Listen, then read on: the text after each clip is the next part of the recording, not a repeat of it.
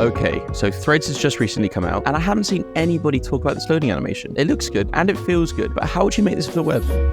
So, we're going to need to use an SVG element as we want this to look crisp on all devices and screens. And we'll also need to animate it when the user interacts, something that just can't be done with static images. We can start by hopping into a vector program like Illustrator, but we could also use a free web tool such as Method by Mark McKay. We'll start with a simple path. We can use Bezier curves in order to get a nice smooth bend between our points. We can also change the thickness of this to our liking by adjusting the stroke property. When using SVGs for the web, all of these values, and actually some extras, are available in CSS and can be animated freely. However, to get this sliding animation, we're going to need to take use of some lesser known properties that the web lets us play around with. So we'll create a blank code pen, change CSS to Sass to allow for some syntactic sugary goodness. We'll also add in some basic dark mode support. We can then export the code for the simple path we created earlier and paste that into the project too. Now we have this path, we can specify if we want it to be solid, the default, or provide an array of values to make it dotted or dashed. These values work as an array of lengths that when repeated, let's get some cool custom stroke starts. We can combine this with an offset property that changes the gap between these repetitions. Now, if we adjust these properties slightly, we only have a portion of the line stroke, and setting the last number to something large means we shouldn't see it repeat. If we then change our offset, we can see this gives the effect of the stroke moving along the path. However, when we look at the Threads logo, you can see once it's done loading, it backfills in. We can achieve this on our path too, by instead of animating the offset, but by animating the array we set earlier. So if we go from our initial length to the full length of the path, we can see it traces the entire logo backwards.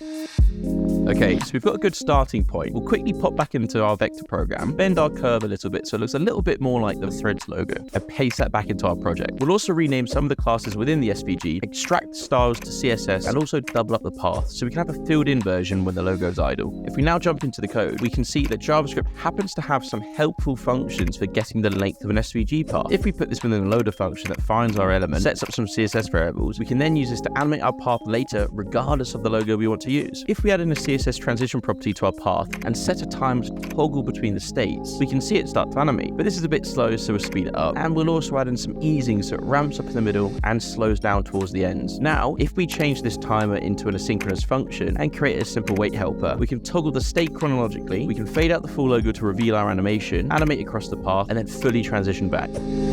Okay, so we're looking good, but we need a way to trigger this loading state from our page. We can recreate the pull down effect by listening into the mouse and touch events, and then when we pull downwards, manually adjust the path offset we set earlier. We can also add in a little CSS animation when we pull down past the threshold to get this little pop effect to show the user that they can let go to start refreshing. While we're here, we'll also clamp this pulling effect to a given range and slightly adjust the transform to make the logo appear to grow as we drag downwards. Now, if we pull down, we can see our animation take effect, and when we let go, we just fire the function we created earlier.